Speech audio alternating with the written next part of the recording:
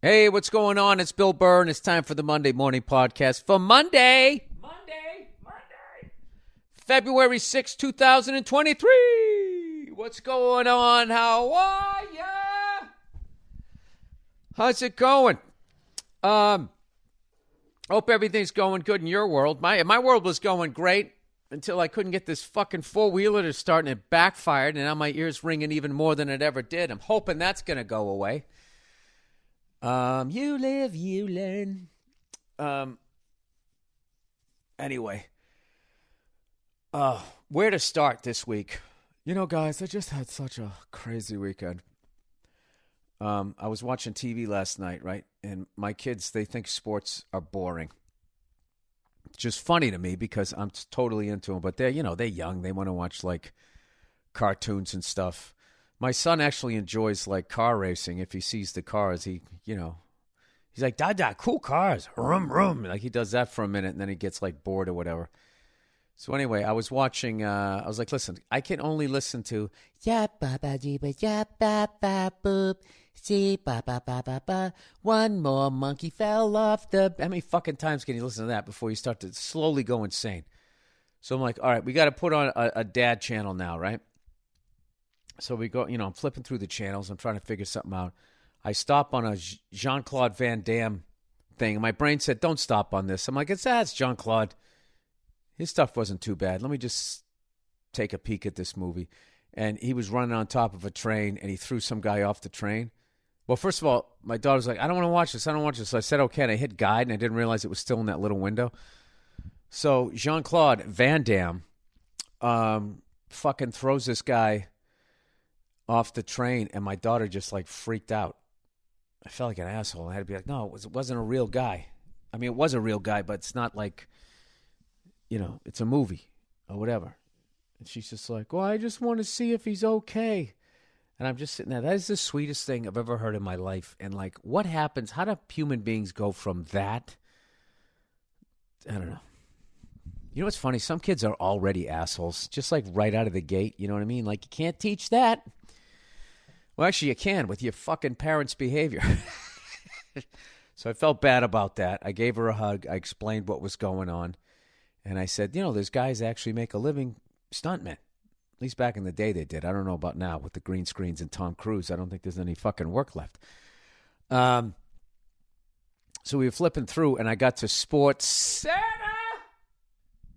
And I saw that Kyrie Irving got traded from the Brooklyn Nets to the Dallas Mavericks. Shout out to the Brooklyn Nets for being like, fuck you, you're not going to the Lakers. I wish more teams would do that. You know what I mean? I mean, how many fucking years are the Lakers going to have a star player that pouts and then they just bring in every fucking free agent in the world for the guy? I mean, what is there, a fucking rule that, like, everybody eventually has to play for the fucking Lakers? I better be honest with you, though. I'm going to tell you this. Like, I am going to slowly just get out of being into sports because there was this 30 for 30 on the other night about that great Ravens team in 2000 that won the Cleveland Browns / Baltimore Ravens first Super Bowl with at Modell.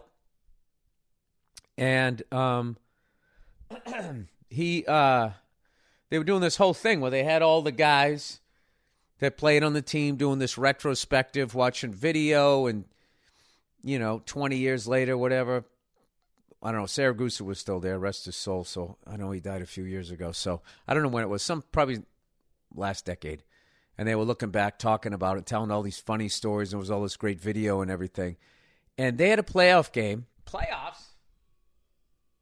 You kidding me? Playoffs. We'll be lucky if we get first down. They played the Tennessee Titans. And right before the game, playoff game, the Tennessee Titans, one of their assistant coaches stole the playbook. Stole the fucking playbook, and everyone on the Titan side was fine with it, and they looked at the playbook, and they knew everything that they were fucking doing. They still lost the game. But once again, this is just as a Patriots fan, I'm like, where the fuck was Playbook Gate? Where was all of that shit? Why do people now, why don't people fucking hold their feet to the fire? It's just fucking... Anyway, and what I'm starting to kind of realize is that, you know what I mean? Because, like, if you stole the playbook, like, what sort of fucking satisfaction do you have winning that game? Like, what kind of a fucking person are you that you stole the playbook, right? Or a guy in your organization steals the fucking playbook, and then you're kicking this team's ass because you know everything that they're going to do. And let's just say they went on to win the game, right? And then you go to the press conference. You just had a really great game defense, and you're just going to sit there being like, well, our defense, I told them they really had to step it up this week, and everybody's just going to go along with the bullshit. Everyone's just going to go along with the bullshit because there's so much money, so much, like, accolades, so many fucking whores at the end of winning that game and possibly winning a Super Bowl that you can go to bed and be okay with that. I don't know. The longer I watch sports and the more I watch these guys talk about sports, and you just see shit that people do and pretend their headsets went out when they didn't really go out because they called all the plays in the first half and all of that shit. The more I just watch this shit, and now you see that they're in bed. You can, like, they're making money off of sports gambling. And I guess they're all kind of like registered as entertainment leagues. I thought it was just the NFL. It's just starting to make me think like, what the fuck am I watching here? Look, I'm not going to be the guy that says it's all fucking fixed. I've just maintained for a while that it is a business and certain teams get more ratings than other teams. The Lakers, evidently. Fucking Mr. Stern there. That's who's your dream final? Lakers versus the Lakers. He said that, right? That shady motherfucker who leaked the Donaghy story so they could get out in front of it and all of that shit. I believe all of that stuff. I don't know, man. Like, I always bitch that I don't have any free time. What if I just walked away from sports, okay? And was just left with my own demons. And I had to work those out, and then I had to actually figure out who I am as a person. Or I could continue down this road and tell you guys that I saw a clip of an interview with Patrick Mahomes' dad, and he seems like the coolest dude on earth, and also seems like just like a throwback. Like, they don't make guys like that anymore. Like, that guy sounds like guys sounded like when I was growing up. Just sounded like the coolest dude ever. So, that was funny because I was sitting there going, who do I want to win? Because, I don't give a shit about either team. I don't know. That's the great thing, though, about this. My team had a great run, a couple of decades there, and it sucks that we kind of suck now. But this time of year is actually kind of enjoyable, I find. Where it's just like, it's not my team. I don't have to I can just sit here and eat dip and enjoy this shit. Oh, it's going to be phenomenal. Underrated, your team not making the playoffs. Then you can just enjoy the playoffs. I got, like, most of my friends out here, a lot of 49er fans. Who else? Mainly 49er fans. And, like, they were in a walking depression for, like, 3 fucking days after that game. I'm sitting there, well, I know what the fuck that feels like. You think that's bad? Try losing a Super Bowl. Oh, the Super Bowl losses. The Bears. Oh, the Packers. Eesh. The Giants. The Giants again. The Eagles one was just weird, though. We'll tell you that. That Eagles one was like, what the fuck did I just watch? There was like one punt the whole game. Anyway, listen to me. I'm just babbling on like that person that you like, you pretend to be asleep next to when you're on a plane, and they just sit there talking to the side of your face. Here I am, 10 minutes in. Done nothing but talk about sports for the most part, other than shitty kids, I believe. All right, here's the deal. I think the Kansas City Chiefs are going to win. I think in order for the Eagles to win for some reason. I just feel like Jalen Hurts is going to have the Vince Young versus USC game, which he very well could. I don't know. I got 2 kids. I barely watch this shit anymore. I like the BTK Killer's brother, Andy Reid. Just them being there before. And I think KC actually has a halfway decent defense, which they usually don't. Their defense usually sucks. But they're actually playing pretty good. So, I don't know. I have no idea. I'm going to root for the Eagles, though, just because I hate the fucking purse throw. It's a forward lateral. I think there's enough advantages. You know what I should do? I'm going to post this picture of Ben Davidson tackling Bob Greasy. It's a classic NFL photo of what used to be able. They used to try to break quarterbacks in half, like literally. Like they wanted to snap you in half at the fucking waist and have you carried off in a stretcher like you were on a battlefield. I don't know. Anyway, so that's the deal. Kyrie Irving went to the Dallas Mavericks, and I don't know. Am I happy about that? I don't give a fuck. Do I give a fuck? I don't think I give a fuck anymore. Maybe I could just be that guy. Hey, Bill, maybe you could stop being so self-involved and talk about something else. All right, I got something for you. This weekend, me and a buddy of mine went to go see Paul Anka at this theater that nobody seems to know how to pronounce. I think it's S-A-B-A-N or S-A-B-B-A-N or E-N. And I never, is it the Saban? The Saban? The Saban. Saban. I don't know how to say it. But I went there to go see Paul Anka. He has one of my favorite albums of all time. This guy, he wrote the theme of The Tonight Show. He wrote the lyrics to My Way, the whole arrangement and all that for when Frank was going to retire in 1971. He wrote songs for Sammy Davis Jr. He wrote songs for Barbra Streisand. And, oh, by the way, he wrote a bunch of songs for himself. The guy was born in 1941. I think he made it by the time he was 15. He's been famous for like 70 fucking years. Been singing his ass off for 70 years. And this guy came out there, and I'm telling you right now, like, if you ever seen Tony Bennett, how Tony Bennett sounds like he did in the 1960s still, like one of the only guys ever, Paul Anka's the same way. He absolutely destroyed.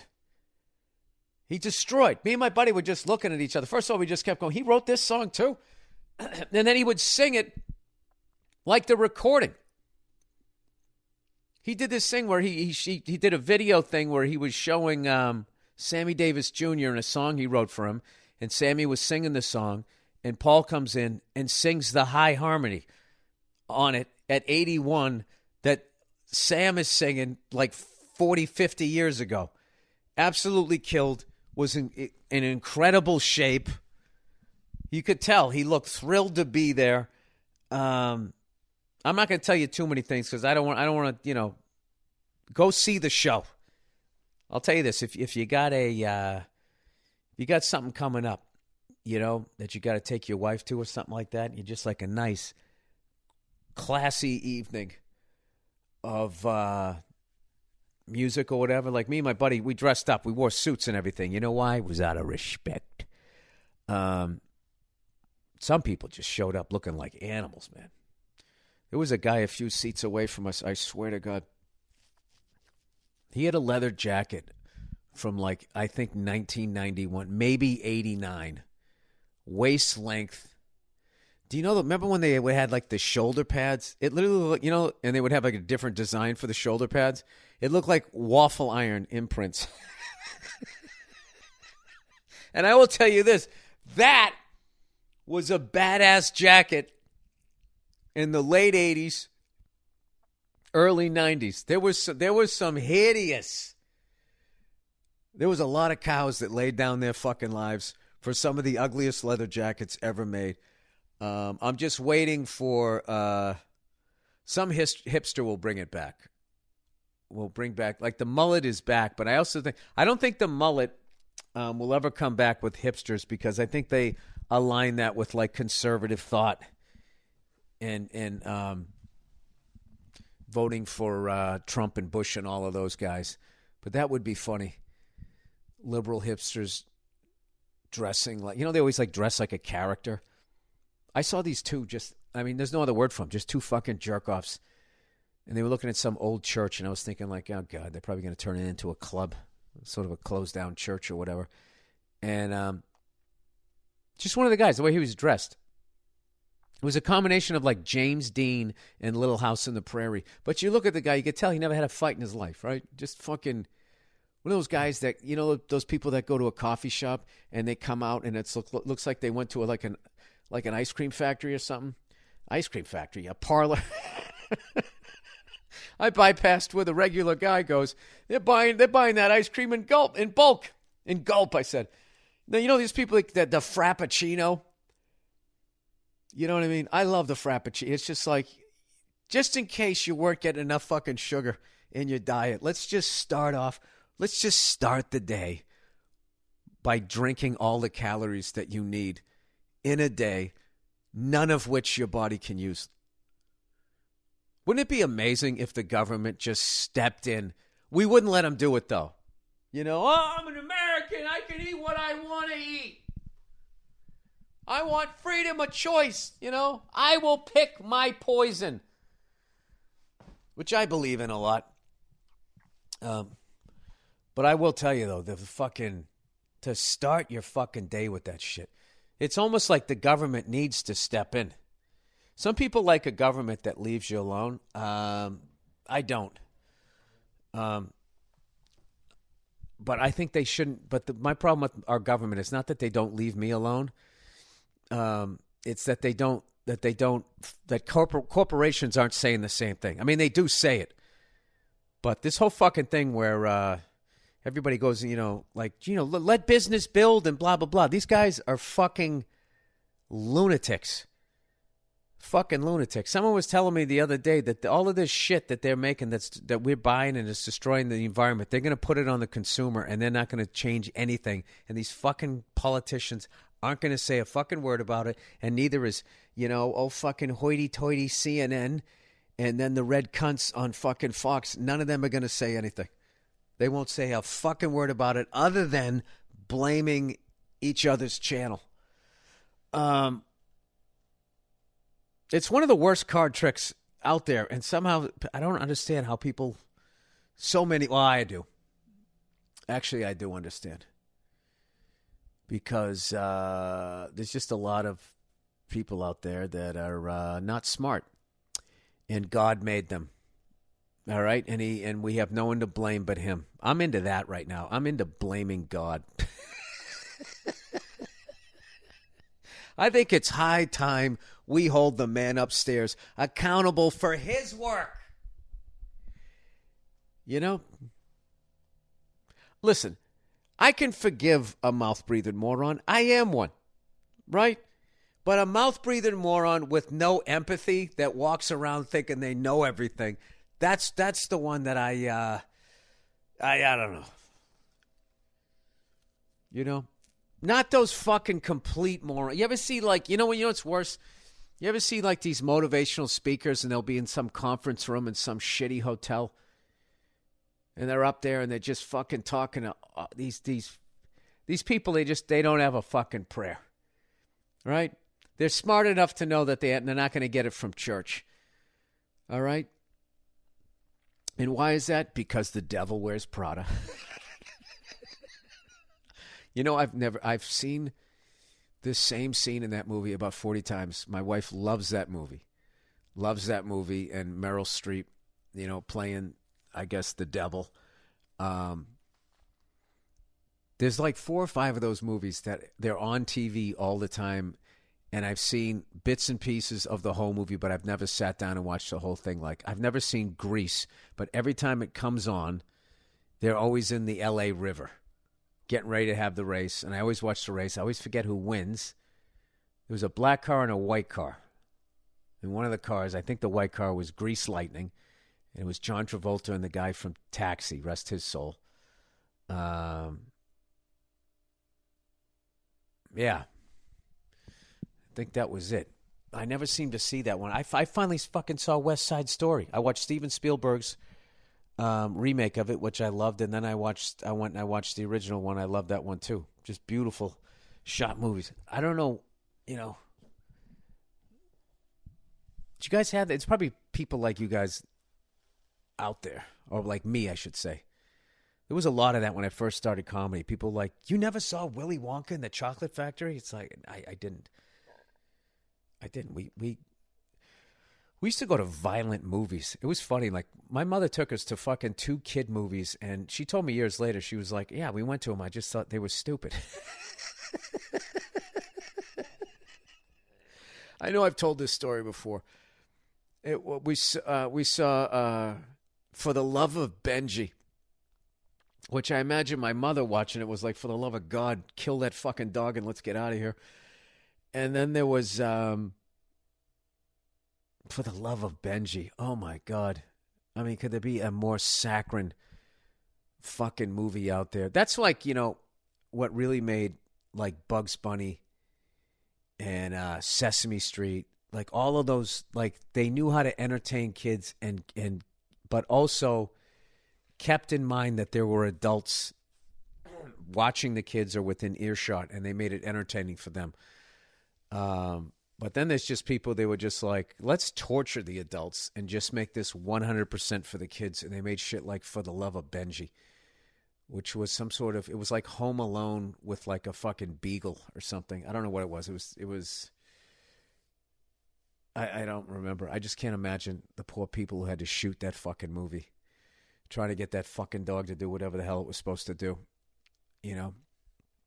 And then we saw Herbie Goes to Monte Carlo, which was basically Knight Rider in a Volkswagen.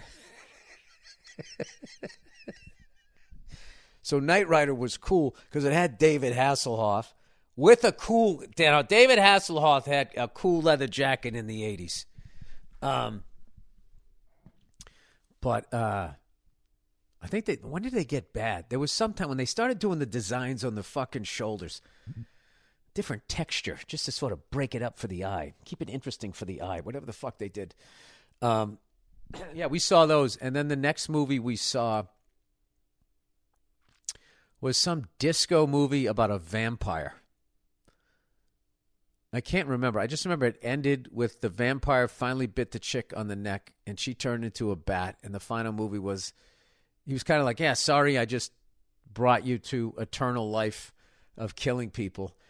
You know, and her line was just like, you know, I could never get my shit together by Tuesday anyways. And that's how the movie ended. And a lot of movies ended like that. It was fucking fantastic. I was telling you guys, I watched the ending of Hooper. Spoiler alert. The guy he doesn't like apologizes to him and asks him to accept his apology. Burt turns around, looks right down the barrel of the camera, smiles at you as the audience member, and then punches the guy in the face and knocks him out. His friends all laugh. They all put their arms around each other, and they walk by the camera, and Burt looks right into the camera, gives the okay sign, and it freeze frames, and that's the end of the fucking movie. Now, I know that probably sounds like a shitty movie. You know, I'm not going to lie to you, a lot of it didn't age well, but, like, you got to understand what movies were before that. Like, nobody was that, I guess that was irreverent. I don't know what it was. It was fucking amazing, though. When I watched it, I was like, that's how they ended it? And we are fucking out of here. Can you guys, because I'm watching a lot of movies lately. I don't know why. I'm going through this, you know, back in therapy. I'm trying to fucking get rid of the fog. You'll never really get rid of it. You just learn how to live with it. I've been going through all of this shit. And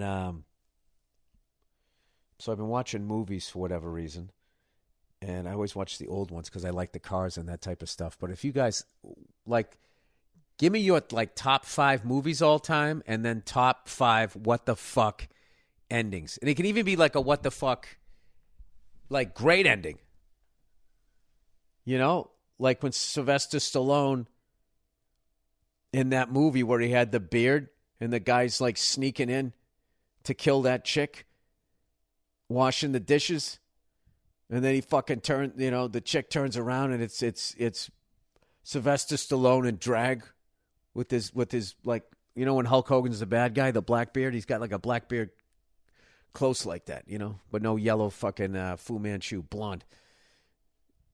That was a great ending. I remember that. So anyway, we went from those movies. We saw a disco movie. If anybody can find the name of that movie, it came out about 78, 79. So when they were totally like basically exploiting disco for as much as they could. Then I think the next, what did we see? I used to know this. We saw Stripes. We saw Scarface. We saw Jaws. They brought Jaws back to theaters because Jaws 2 was coming out. I know we saw that. Yeah, we just immediately went to like rated R movies. My parents were just like, fuck this. We saw Shocky's Machine. You know, we did see Raiders of the Lost Ark. But we didn't see Star Wars. When did I finally see Star Wars? I think I saw Star Wars when Empire Strikes Back came. When that came out, then they brought back Star Wars. But I saw Empire first, and I liked that, and I saw Star Wars. And somewhere in that, when they're out there on the desert, I checked out. Yeah, so I think that's basically what we saw. Then I just started seeing all the Brat Pack movies as I became a teenager. Breakfast Club, and then other ones, Weird Science and all of that. Then I was just off to the races with whatever the fuck I wanted to watch. But when my parents took us to movies, we went to 2 kid movies, and then it was just all Al Pacino, Burt Reynolds, Bill Murray, just fucking insane shit that you probably shouldn't have seen at that age. It was awesome, though. I remember when Saturday Night Fever came back. They brought that back for whatever reason at this local theater. We said this local theater in my town. It was called the Oriental. You know, back when you could just call shit that, right? Hey, let's go down to the Pollock. Taking a picture. It was called the Oriental. And it had like a little, like this cloud that would float over the top, like on the ceiling, you know what I mean? Which was supposed to enhance, like if you were on drugs. They were trying to get like the kids to come down, and they had the rated R version of Saturday Night Fever, which I have to see because that fucking movie is a great movie. That is a great movie. I'd like to see that one again. Hey, I'll tell you, I'd like to see that one again. All right, but anyway, Paul Anka. Let me get back to that. Absolutely blew me away. He just, I remember he told this story going, you know, when I was a kid, if you had, you know, he just told this whole story about, you know, just slow dancing, and that was the big thing. And if the girl put her head on your shoulder, that was the biggest thing ever, the biggest thrill ever. And he said, and then I went home back to the apartment, and I wrote down this lyric, and he just goes, put your head on my shoulder. Fucking place goes nuts. I mean, it was awesome. And he looked great, too. He had this just all black suit with the tie, the pocket square. He looked sharp, man. He looked really sharp. Highly recommend it. If you're out here in L.A., I think he's got a few more dates out here, out in the desert in March. But my God, inspirational show. All right, with that, let's get to some of the reads here for the week. The Andy reads, what is it, BTK? Burn, torture, kill. What a fucking piece of shit. Oh, really, Bill? Do you think that serial killer was a piece of shit? Oh, there's a hot take. There's a fucking hot take. All right, let me see here. All right, live reads. There they are. Oh, look who it is. Indochino. You know, I went on Indochino the other day because I want to buy a Sam Rothstein-style suit. They had a lot of clashy shit there. I think I'm going to have to get mine. Hey, Indochino, are you listening? Can you make me a Sam Rothstein suit for Halloween? I want to dress like him right before he walks out to that El Dorado and gets blown up. I'm a 54-year-old man, by the way. Planning Halloween in February. Jesus Christ. If you rang in the new year with someone special and 2023 will be a new chapter in your relationship, Indochino is ready to help you look your best on your big day. With their huge variety of customizable details and fabrics, Indochino can help you create anything from made-to-measure blazers and suits to a custom portrait-worthy tuxedo, all with no tailor necessary. Indochino gives you everything you need to create a custom suit that's right for you. Oh, and the price is right, too, and you're going to look like a fucking $1,000,000. All for $4.99. Prefer an in-person experience? No problem. Book an appointment at an Indochino showroom and work with an expert style guide to take your measurements and walk you through your customization options. Then just sit back and let the money roll in. No, just sit back while your suit is made for you and delivered straight to your door. Indochino is a tailored experience at a great price. Design a look that suits you perfectly. Fuck. From the fabric to the cut. Suits start at just $4.99, and premium fitted shirts start at $89. You can fine-tune every detail. If you're ringing in 2023 with wedding bells ahead, start planning your custom look with Indochino. Yeah, fucking just get some fucking $4.99 tuxedo. Go to Indochino.com and use the code Burr, B-U-R-R, to get 10% off any purchase at $3.99 or more. That's INDOCHINO.com, promo code Burr. Oh, look who it is, everybody. It's old Butcher Box. It's a fucking meat market. Do they still say that? You go down that bar, that bar's a fucking meat market. Let's see. Butcher Box takes the guesswork out of finding high-quality meat and seafood you can trust. 100% grass-fed beef, organic chicken, pork, raised crate-free, and wild-caught seafood. You don't know what it's going to do. Hey, do me a favor. I want some eyes on that seafood over there, okay? They're acting a little fucking squirrely. Squirrels roll. Humanely raised. They tucked them in. Humanely raised. No antibiotics or added hormones. They put the whore in hormones, those piece of shit farmers. Ultimate convenience. Get just what you want delivered right to your doorstep. Free shipping for the continental U.S. and no surprise fees. Choose from a variety of box plan options from curated to customized and change your plan whenever you want. Incredible value. Enjoy a range of high quality cuts that are hard to come by at the grocery store and an amazing value. ButcherBox is offering our listeners one of their best fucking deals yet. 100% grass-fed chuck roast. It sounds like a showbiz name. Keep it going for Chuck Roast. Chuck Barris.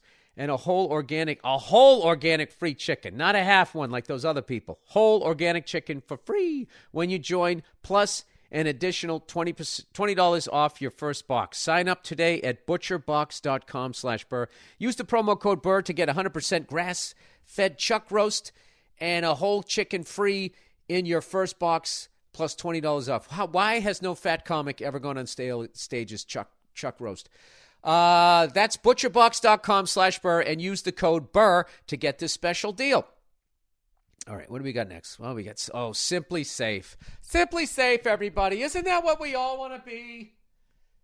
Isn't it? Agree with me. Today's episode is brought to you by Simply Safe Home Security. Would you do everything it took to protect your family? Of course you would. Well, some people wouldn't, narcissists. Some people take the bag of money and just fucking leave. That's why I recommend Simply Safe Home Security. They make it easy to protect every inch of your home. That's what she said. With advanced security tech powered by 24/7 professional monitoring. By the way, have I ever told you how much I love That's What She Said? I always think it's funny. Even if it isn't funny, it just annoys people. I love it. Simply Safe is designed with cutting-edge security technology and powered by 24/7 professional monitoring.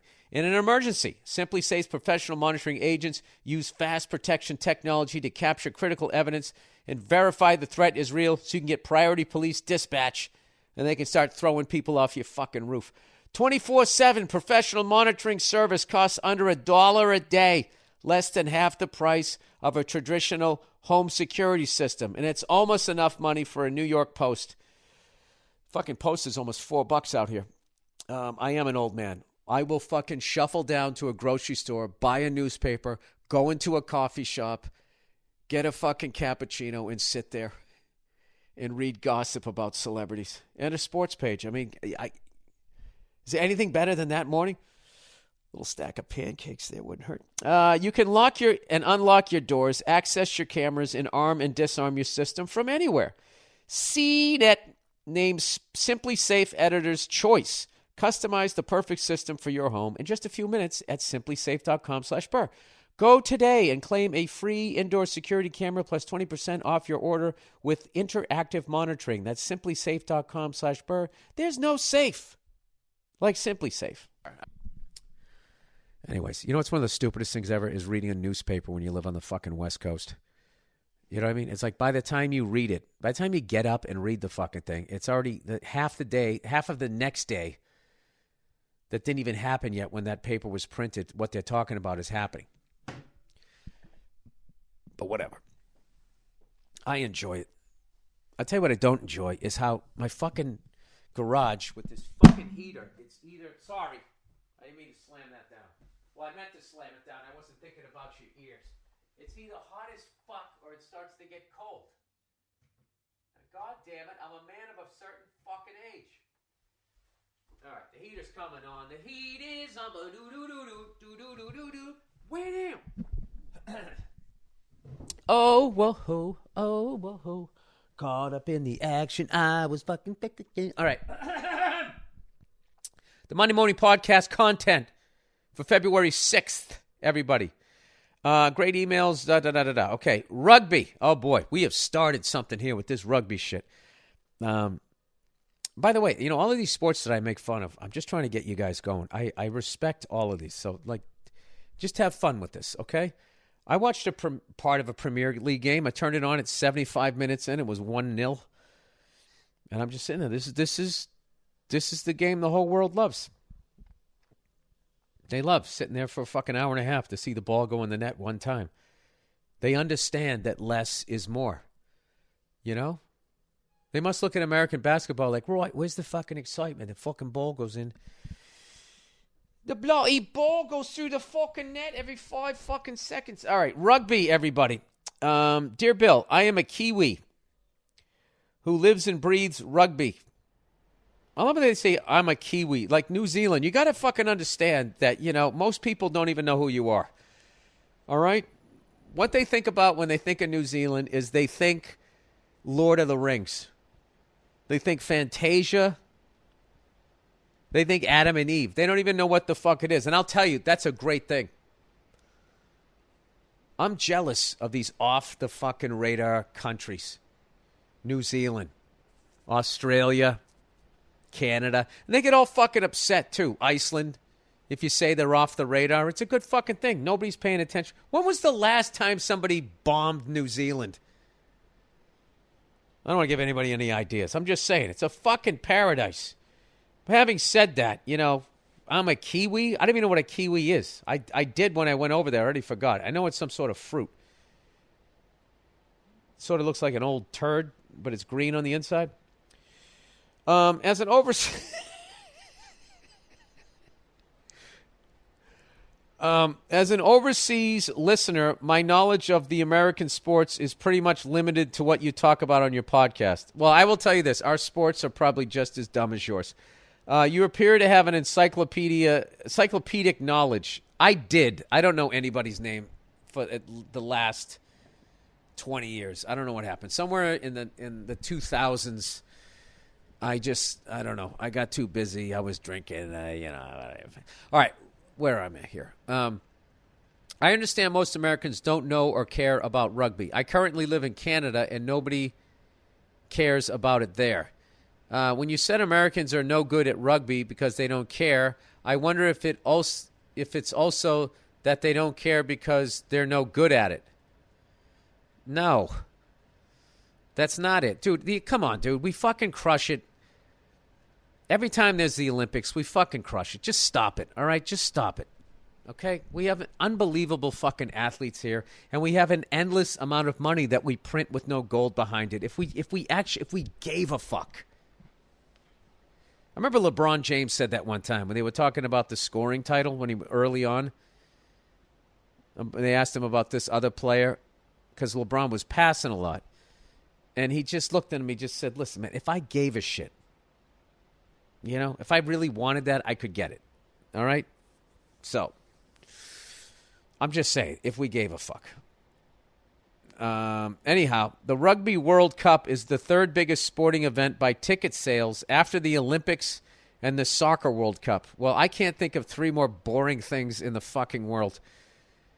Oh, my God. Skeet shooting on skis. I mean, I'm just talking personally. I always try to get into the Olympics. Then I'll watch something fucking weird. I like curling. Okay, I like the Olympic hockey. Sorry, I'm in comedian mode here. I respect all of those. I'm just saying, like, rugby is that big. Rugby has hundreds of thousands of players all over the world, and around the world, a billion spectators for the World Cup. All right. Well, what does the Super Bowl get? Wait a minute. Hang on a second. Hang on a fucking second. Come on. How many people watch the Super Bowl? It says, come on, how many people? Oh, I did say. All right, it says 92 million. I didn't like that answer. Hang on a second. 92 million. Okay, worldwide. Let's see if that's worldwide. Oh, shit, they just recorded that. I am so bad at these fucking things. How many people worldwide are watching the Super Bowl every year? Okay, there you go. Over 208 million. All right? Give me a fucking break, buddy. Over 208 million people watch a sport that's only in our country. Rugby is all over the world, and you can only come up with 1 billion? The fuck out of here. Get the all right, Jesus. You see, it's all how you look at the numbers, sir. You know? I mean, 1 billion people, yeah, that's very respectable. I find it weird that you landed right on 1 billion. That sounds like sort of a estimate rather than the 208 million that I had, which sounded a lot more believable to me. Anyway, it's not some minority sport. It kind of is, though, dude. When I travel around the world, I see more goddamn shit. I see more fucking stores selling Yankee shit overseas than I see any rugby shit. Maybe I just don't know that I'm looking at it. I see all kinds of soccer shit. I can't remember the last time. I don't know. When was the last time a bunch of spectators killed each other at a fucking rugby game? I don't remember that. Maybe it happened. I don't know, Bill. Maybe you could fucking stop being an American cunt and open your fucking eyes. All right, I can try that. I don't know why some people like to compare it in with the NFL. Well, because it's the same game without pads in a lot of ways, right? I mean, you're just running the wishbone the whole fucking game. They are completely different sports, and I don't think anyone at the elite level has succeeded in transitioning from one to the other. Yeah, well, I mean, they're two different. They are two different sports, but you can see how they're related. You can kind of see how we sort of did. We took soccer and combined it with rugby and came up with American football, and everybody has a problem with it for some reason around the world. Anyway, my girlfriend started watching rugby with me 20 years ago, and she's still your girlfriend. Dude, geez, you're fucking stringing her along. And now she's a huge fan. Now my wife. Okay, there we go. We watch games together every weekend. It's the greatest sport. So there. I like the so there.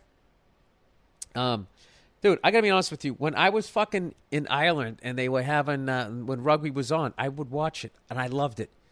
It's fucking brutal. It's a fucking brutal sport. NFL football used to be a brutal sport, but then, you know, all of these guys were dying in their 50s and 60s. Now, I'll enlighten you cunts overseas, is you guys all think because they have helmets on, you know, and pads on, that they're a bunch of fucking pussies. Well, what is the average lifespan? You know, I don't see anybody going like fucking, they tackle with their shoulders. You know, they're not slamming their fucking heads. I know it happens. That happens in every sport, but they're not doing it on purpose. And I don't want to hear your fucking fish tales about, oh, yeah, they do. They're fucking nuts. I've watched the game. I've watched the game. It's you know what it's like? It's kind of like the difference between watching, like when you watch like boxing and they have gloves on, or the UFC. It's not as bad as watching people bare knuckle punch each other in the fucking head. And I don't know why, because all the fucking glove does is protect the hand. You know what I mean? It's like you've seen people's faces at the end of a boxing match. They're fucking horrific. And you can literally knock somebody out open hand, just slapping across the face. If you fucking hit them the right way and their brain slams, your brain's sitting there in the fluid there, right? You got basically a snow globe inside of your head. So that's the myth that I would like to dispel to all you fucking around the world cunts is we actually had to change the rules of the game and how we played it to the point there's not even like an all-star game anymore. They play like flag football because nobody wants to go in there and risk getting fucking CTE. There was like football players retiring, going nuts. There was a guy killed his whole family on the Chiefs a long time ago. One of the guys that played with Len Dawson just fucking had major brain damage. I remember seeing another football player had his foot cut off on purpose because the pain was just so fucking unbearable after a while. They don't live a long time. So say what you want about it, as you don't play professional football or rugby. Talk about what pussies they are. They are not. And I think they would kick the shit out of any rugby player out there. There we go. That'll get things going. Kid gets locked in shipping container. Bill, did you hear about this? I'm fucking with you about that rugby shit, by the way. I don't think that they would kick the shit out of them. I think they're equal level lunatics, and everybody deserves respect. And if I wasn't such an asshole, I wouldn't have started this conversation going in this direction. Or did I start it? Maybe you guys started it. I don't know. Kid gets locked in shipping container. Bill, did you hear about this? No, I did not. I don't watch the news. I'd sleep outside for the rest of my life if this happened to me. A 15-year-old boy who locked himself in a shipping container during a game of hide-and-seek has been found a week later in a different country, per Malaysian news agency Bernama and the India Times. The teenage boy has only been identified by his first name, Fahim, and was discovered in a shipping container in Malaysia 6 days after he fell asleep inside of the container in the city of Chittagong, Bangladesh on January 11th. Bangladesh, where the fuck is that? Is that up near India? I know roughly where Malaysia is. Singapore, Philippines. All right, I got to look this. Anyways. Where the fuck am I? 6 days after he fell asleep inside the container, blah, blah, blah, on January 11th, the boy was just believed to have entered the container, fell asleep, and found himself here, said the Malaysian Home Minister Datuk Seri Saifuddin Nasution Ismail. Jesus Christ. What if you don't pronounce his name right? Do you get put to death? Bill, can you imagine dealing with anyone's shit about anything after having gone through that? Well, I like how they acted like he slept for 6 days. What did he do for water? After 3 days, no water, you're dead. That's fucking wild.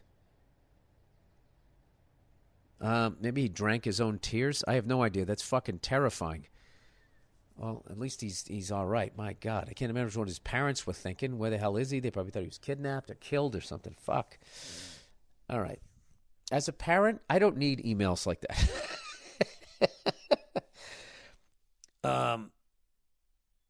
Wait. Now, he said he fell asleep in there. He locked himself in a shipping container during a game of hide-and-go-seek. All right. I'm back. I don't know what happened. I hit something that stopped it. And I really wish I could stay calmer in moments like that rather than Like, my hand still hurts from how hard I was slapping my table, going, goddamn fucking piece of technology, cocksucking fucking shit. Whatever the hell I said. Whatever childish fucking shit I just did. My neighbors must think I'm fucking nuts. Hey, forget about my wife, okay? All right, I was talking about this kid getting locked in the container. I don't know where it cut out. All right, really quickly. A 15-year-old boy who locked himself in a shipping container during a game of hide-and-seek has been found a week later in a different country, per Malaysian news agency Bernama and the India Times. The teenage boy, who has only been identified by his first name, Fahim, great fucking name. That's like Bob or Bill over there, and was discovered in a shipping container in Malaysia 6 days after he fell asleep inside the fucking container in the city of Chittagong, Bangladesh on January 11th. The quote, the boy was just believed to have entered the container, fell asleep, and found himself here, said Malaysian Home Minister. This is my second time trying to do this right. This is this guy's name. Datuk Seri Saifuddin Nasution Ismail. 1, 2, 3, 4, 5. 5 names. That guy's not fucking around. Bill, can you imagine dealing with anyone's shit about anything after having gone through that? My thing was, I thought after 3 days, you know, with no water, that you would, expire. You can go like, whatever, a little over a month with no food, but I think no water after 3 days, you're fucked. So maybe it rained or some shit. I don't know what. As a 15-year-old, I just can't imagine being there going, where am I going? I must be going somewhere, at least that the country's friendly enough with that they can trade with them. That's what I'd be worried about, aside from dying. Jesus fucking Christ. Well, I'm glad he's all right. I don't like, as a parent, I don't want to get emails like this. This is fucking brutal. That's all I think about is my kids. You know, earlier today we were like killing some time and, you know, trying to get the kids tired, wear them out or whatever. And we brought them into this department store and we were walking around. And I just, the whole time I'm there, I like go into like CIA fucking Secret Service fucking mode. Well, I just don't let my kids out of my sight at all. At fucking all. Somebody told me some fucking horrific story of somebody trying to take their kid. And what you do is when you can't find your kid, you just yell out what clothing they're wearing. You know, red shirt, fucking whatever pants. And that's what she did. And the woman that was trying to take her just let go of her and fucking ran out of the store or some shit like that. It's fucking terrifying, but it's something you do have to deal with. All right, that's not funny, but it is what it is. All right, wearing Redskin gear. Dear Ginger McFuckface, I am writing, seeking your advice on fashion, as you're obviously an expert in that area. All right, take it easy. I was born and raised in the D.C. area, and I'm a diehard D.C. sports fan. One of my hobbies is I love to collect vintage clothing items from all D.C. teams. I'd be careful with that, and not for the reasons you think. It's just someday you're going to have all of that shit, and it's going to mean so much to you. And it's just going to be taking up all this space. And it gets to the point where you start to wish that you didn't fucking do it. And then that's when you got to hire a stranger to sell it because it means too much to you. Anyway, the tricky one, this person says, is the Redskins. There are loads of nice Redskins starter jackets, jerseys, etc. out there that I'd love to add to my collection. The problem is my girlfriend thinks I shouldn't be wearing Redskin items. She supports my hobby and even looks for things for me, but she doesn't love the idea of me wearing any Redskin gear. I grew up with the Redskins and have no ill will towards any ethnicities or group. I just purely like the item because they look cool and remind me of my childhood. Plenty of people in the area still wear Redskins gear, but I worry I will piss off my girl if I buy anything Redskins.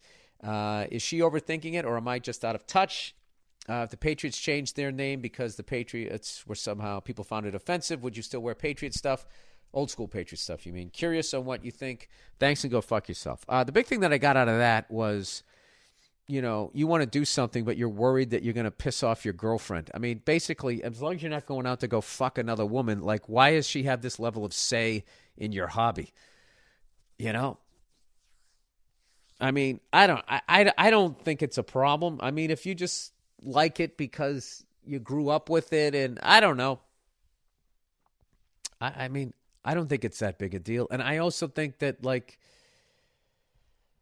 I guess maybe if you, like, wore it to a Redskins game and like, you're doing it with, like, malice, like, fuck you, I don't care if this offends you, blah, blah, blah, blah, blah. But, if you're just, like, collecting it and shit like that, I mean, I don't think it's a problem if you wear it out or whatever and you're wearing it because Joe Gibbs had it and it reminds you of that era. I don't think it's a problem. I think there's a lot of this type of stuff, these grand gestures, but there's to make up for genocide and slavery and all this type of stuff. But I don't think there's much work being done on individuals to change the way that they think. And I don't, it's not that the people in power don't care. It is that they don't care. It's not that they want us to be fighting with each other, as everybody says. I just think they're just so focused on fucking money that they just don't give a fuck. So it's kind of up to you as an individual to go out and not be an asshole. So that's all you have to do. It has nothing to do with your fucking football jacket. So if that's what you're into, I mean, granted, you're asking a white guy. If I was you, I would ask somebody who's a Native American. That's what I would do. So as a white guy, the only thing I can relate to in that stood out to me was that you're going to piss off your girlfriend if you fucking buy some stupid football jacket. You know what I mean? It's like, all right, okay, well, let's do a little tit for tat here. There, fucking titties there. Little titties for nuts here. How about I won't buy this jacket and you fucking lay off the shoes? Well, that's not the same thing. What do you mean it's not the same thing? Would you like to meet the people that actually make those shoes and see the living conditions they're in? What are you fucking supporting? All right, flying stories. All right. Hi, Bill. The flying stories are great. Just wanted to say, when you've been coming to LA for IVF over the last 5 years and until the first MR 15-month-year-old came along in the COVID. Dude, how big are your thumbs when you fucking texted this thing? What the fuck? I mean, is this like some sort of aviation talk that I don't understand? We've been coming to LA for over the last 5 years, and until the first Mr. 15-month-year-old came along in the COVID winter of 2020, 2021. I don't know what any of that means. We got out to all different areas around Southern California. There's no capital letters. There's no, like, periods or anything. Okay. The flying stories are relatable, and I love hearing about the helicopter experience. Your description of approaching different airports or roaming around different areas was interesting, even suspenseful. I used to love flying the helicopters in GTA, Grand Theft Auto, and once hired a helicopter to fly around Melbourne to get aerial photographs. One of the scariest things I've ever done. Flying on an R-44, yeah, that would be scary, scarier than in one, with the door off. Oh yeah, banking over to get the photos. Yeah, that gets a little hairy. You know what's weird is if you're looking long out the windshield, you don't really think about how high up you are. But when you look to the side and look down at the ground, that's when I always think, fuck. Banking over to get photos straight down over skyscrapers in the city. Yeah, dude. Yeah. Ooh. That literally, I don't know, that makes my palms sweat. That shit freaks me out. I'm a big fan of doors-on flying. The CBD is a major airport path to Tullamarine Airport, Melbourne, biggest airport. We would duck in and out of the approach path to allow 737s and 777s and A380s, is that how you say it? Go through. Jesus Christ. As we left a smaller airport north of Melbourne. Yeah, if you get underneath those things, the fucking, the vortices, if I remember from my training, that gets a little crazy. Like, the times I've soloed into, like, Burbank Airport, they'll be like, you're number 2 after the JetBlue or the Southwest or whatever the fuck is landing there. And how it works, if you're a lighter aircraft, Maybe it works. I think it probably works with all aircraft. No, that wouldn't make sense. They probably just have the spacing. It's basically if you're in a little shit fucking helicopter like me and you're behind a Southwest aircraft that's landing first, what you do is you just watch where they land. They usually land, right on the numbers, basically, a little bit after. And what you do is you just come in above that and you land beyond it. And that way you'd never get into their wash because it's enough to push you down and knock you out of the sky, basically, which is sort of terrifying in itself. So I do remember the first time I was trying to solo up along the coast down Manhattan Beach, and you got to pass through the Bravo airspace of LAX. I was at Kings Harbor, and then I got up to Manhattan Beach, and I made my call. LA helicopters, helicopter, blah, blah, blah, blah. Manhattan Beach Pier, requesting transitioning through the Bravo. What was it? North Shoreline transition through the Bravo at or below 150, which is 150 feet. It's basically the beginning of Magnum PI is what you do. And, of course, my fucking radio's cutting out. I think I was just too low. And I was inexperienced. I didn't know what was going on. And I just knew the guy talked long enough. I didn't even think, well, I didn't hear the clearance, so say it again. I just thought, well, he must have told me to fucking do a holding pattern. So I just did a holding pattern. And I think I accidentally went higher so I could hear him. And as I was doing the holding pattern, I saw one of those double-decker jets taking off, I was going out to fucking, like, France or something. Going to go fly to fucking Moscow. So that would have been interesting. But, every pilot has those fucking stories. It's the only way, you learn by fucking up. You just don't because here's the thing, is as much as that might upset you guys to hear that story, it was like there was no fucking way I was going to go into Bravo airspace unless I clearly heard the guy read my whole tail number and say that I was cleared in. So I was more freaking out going like, okay, my radio isn't working. So what do I do now? I squawk, what is it? Fucking 7... Oh, Jesus, I should brush up on this stuff. What the fuck do you squawk? 75, stay alive. 76, need a fix. Need a fix. It would be 76 or something like that. Jesus, I should brush up on that. Anyway, glad you wrote in, sir. 7600, I think that's what you squawk, right? I'm a helicopter. I'll just fucking set it down. Get out my phone, look it up, and then I'll fucking do it.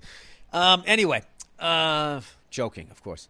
As we left Melbourne's small airport, the pilot told me to look around and speak up if I saw another aircraft coming at us, and if I didn't have enough to think about it.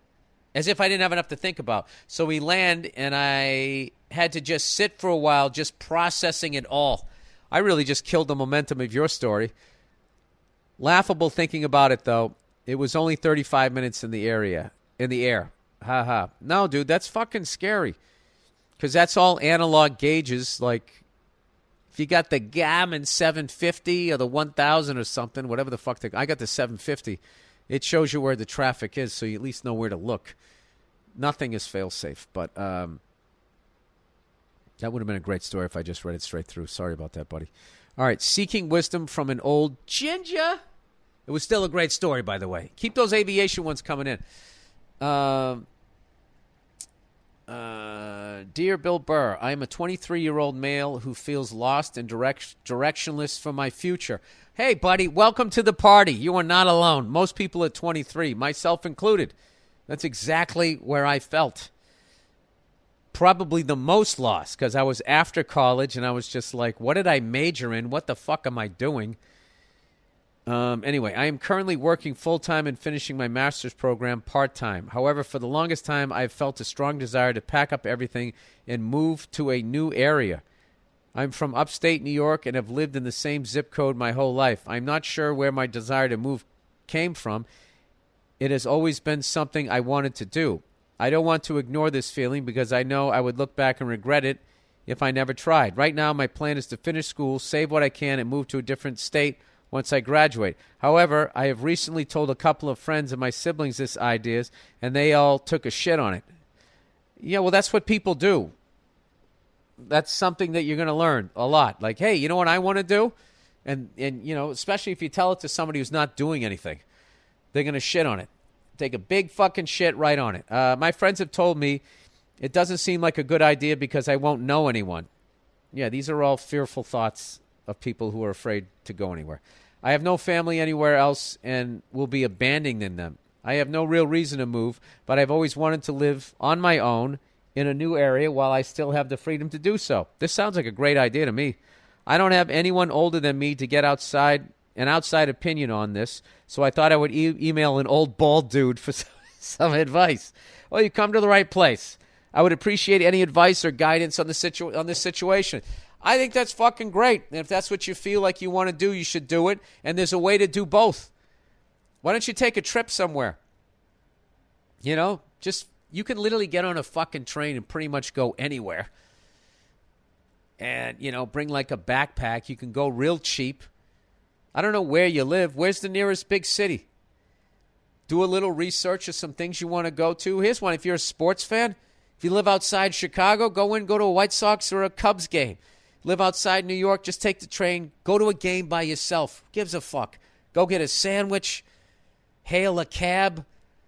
Just, go down there and just see how it feels.